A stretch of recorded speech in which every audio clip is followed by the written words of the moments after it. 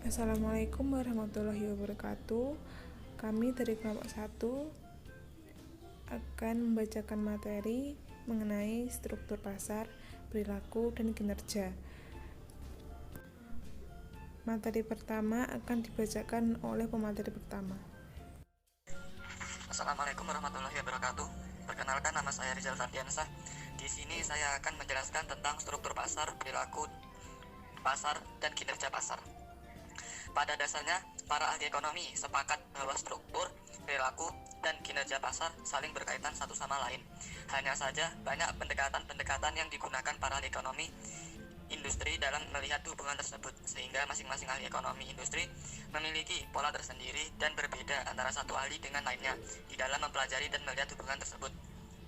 Perbedaan pada pola yang digunakan antara para ahli menghasilkan perbedaan struktur analisa dalam melihat situasi kondisi perilaku industri.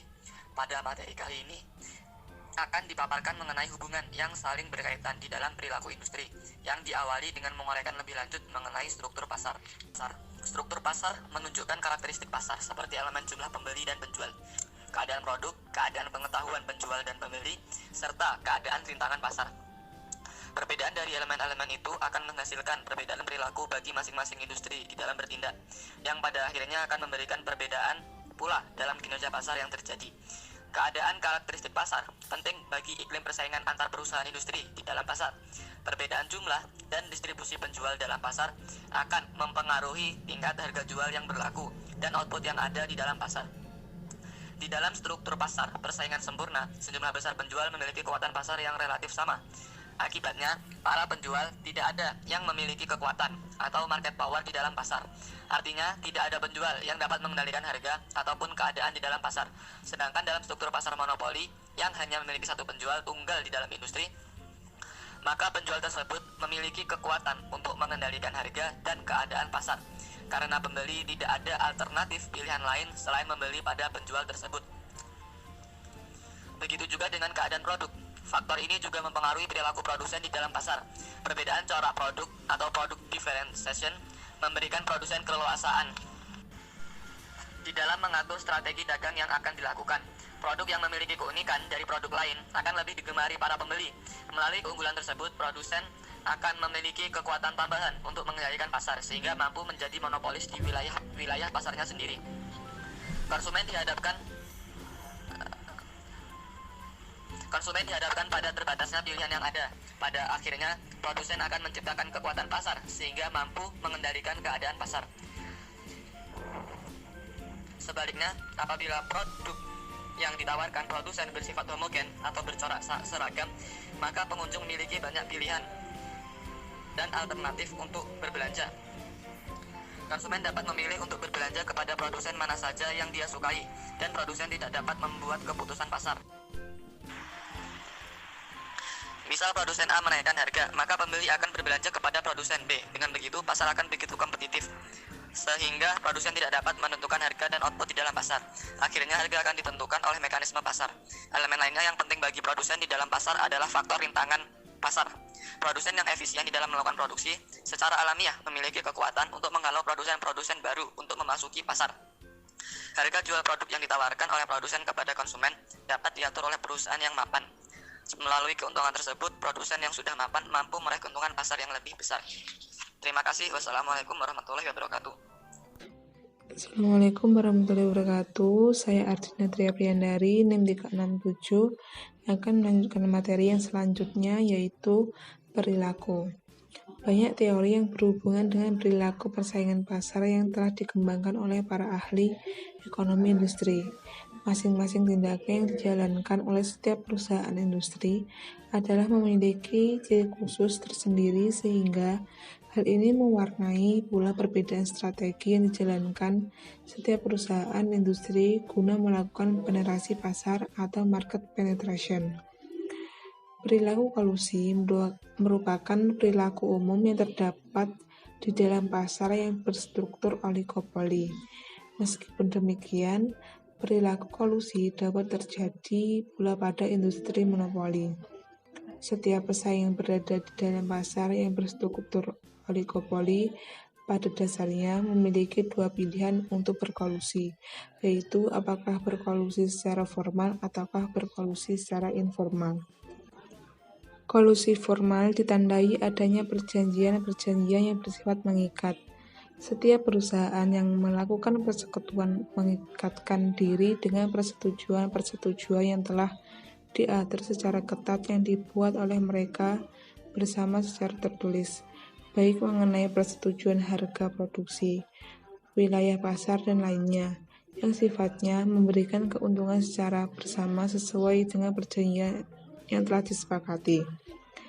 Lain halnya dengan kolusi informal, yang sering disebut tacit collusion, yaitu setiap anggota dalam persekutuan adalah tidak saling mengenal langsung satu dengan lainnya secara tepat. Mereka tidak pernah melakukan perjanjian tertulis guna menguasai pasar. Sebaliknya, mereka bersekutu secara diam-diam guna menciptakan suatu aman bagi masing-masing pesaing yang terdapat di dalam pasar. Yang selanjutnya yaitu kinerja. Kinerja pasar merupakan hasil-hasil atau prestasi yang muncul di dalam pasar sebagai reaksi akibat terjadinya tindakan-tindakan para pesaing pasar yang menjalankan berbagai strategi perusahaannya guna bersaing dan menguasai keadaan pasar. Kinerja pasar dapat muncul dalam berbagai bentuk. Beberapa di antaranya adalah harga, keuntungan, dan efisiensi. Para ahli mikro sering menempatkan variabel harga sebagai faktor penting yang membedakan kinerja pasar industri yang bersaing secara sempurna dengan industri yang tidak atau relatif tidak bersaing.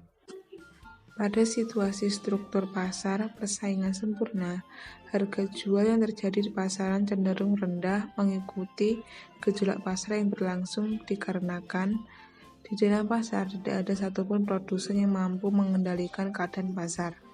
Sebaliknya, pada situasi pasar yang tidak bersaing, misalnya struktur pasar monopoli, keadaan harga jual di pasaran cenderung relatif tinggi. Hal tersebut terjadi karena produsen monopolis memiliki kemampuan penuh guna mengendalikan keadaan pasar, sehingga monopolis tersebut dapat menentukan harga jual yang tinggi sesuai dengan kehendaknya dibandingkan dengan harga jual persaingan. Begitu juga halnya mengenai faktor keuntungan perusahaan. Di setiap struktur pasar industri yang berbeda-beda, ditandai pula oleh suasana corak keuntungan yang diterima oleh setiap perusahaan industri yang berbeda-beda pula. Pada industri yang berstruktur pasar persaingan sempurna, keuntungan yang diterima oleh setiap pesaing di dalam pasar merupakan keuntungan normal atau normal profit. Sebaliknya, pada industri yang berstruktur pasar monopoli produsen berproduksi pada tingkat harga melebihi biaya rata-rata pada rentangan wilayah kurva biaya rata-rata yang sedang menurun, sehingga monopolis memperoleh keuntungan supernormal atau extra profit. Selanjutnya, dalam efisiensi ekonomi pada industri yang bersifat bersaing umumnya, produsen berproduksi secara efisien. Setiap produsen berproduksi pada tingkat biaya marginal menyamai biaya rata-rata pada titik terendah. Namun demikian, pada industri yang berstruktur monopoli produsen berproduksi pada situasi penerimaan marginal sama dengan biaya marginal pada saat biaya rata-rata sedang mengalami penurunan. Terima kasih. Wassalamualaikum warahmatullahi wabarakatuh. Assalamualaikum warahmatullahi wabarakatuh. Saya Dion Ramadhani akan menjelaskan materi selanjutnya, yaitu tentang interaksi struktur pasar perilaku kinerja. Studi ilmu ekonomi industri memperlihatkan antara struktur pasar, perilaku pasar, dan kinerja pasar memiliki hubungan keterkaitan yang sangat erat. Pada satu sisi, struktur pasar menentukan perilaku perusahaan industri, dan perilaku perusahaan industri menentukan keadaan kinerja pasar. Selanjutnya, Pada sisi lainnya, terjadi hubungan timbal balik di antara ketiga dimensi tersebut, yaitu dapat terjadi kinerja pasar menentukan struktur pasar dan struktur pasar menentukan perilaku pasar. Selanjutnya, pada sisi lainnya, terjadi hubungan timbal balik di antara ketiga dimensi tersebut, yaitu dapat terjadi kinerja pasar menentukan struktur pasar dan struktur pasar menentukan perilaku pasar. Hubungan demikian secara sederhana dapat dipelajari melalui pandangan Stephen Martin seperti yang terlihat pada gambar berikut. Pada gambar kerangka hubungan struktur perilaku kinerja di atas mengilustrasikan bahwa ada hubungan timbal balik antara struktur perilaku dan kinerja pasar. Struktur pasar menentukan perilaku pasar. Selanjutnya, perilaku pasar menentukan kinerja pasar. Begitupun sebaliknya, perilaku pasar menentukan keadaan struktur pasar, dan kemudian struktur menentukan kinerja pasar. Pada bentuk lainnya, hubungan keterkaitan di dalam organisasi industri antara kondisi struktur pasar, perilaku pasar, dan kinerja pasar dapat pula diilustrasikan menjadi hubungan keterkaitan sebagai berikut. Industri oligopoli yang memiliki rintangan alamiah yaitu efisien di dalam berproduksi, pada dasarnya perusahaan industri tersebut dapat meraih keuntungan pasar yang lebih besar.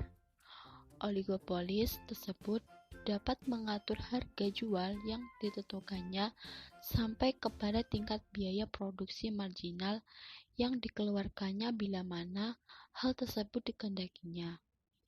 Oligopolis mengatur harga yang menurutnya tidak atau sedikit mengundang perhatian pesaing potensial guna memasuki pasar. Pada situasi tingkat harga yang lebih rendah tersebut, memang terlihat oligopolis tidaklah memperoleh keuntungan persatuan yang lebih besar dibandingkan dengan sebelumnya, karena harga jual yang telah ditentukannya menjadi relatif rendah. Namun demikian, sebagai gantinya, pada tingkat harga jual yang rendah ini, bagian pasar oligopoli justru menjadi meningkat, sehingga dengan demikian secara keseluruhan keuntungan total yang diperoleh dan dinikmati oleh para oligopolis menjadi meningkat. Sekian penjelasan dari kelompok kami, semoga bermanfaat. Wassalamualaikum warahmatullahi wabarakatuh.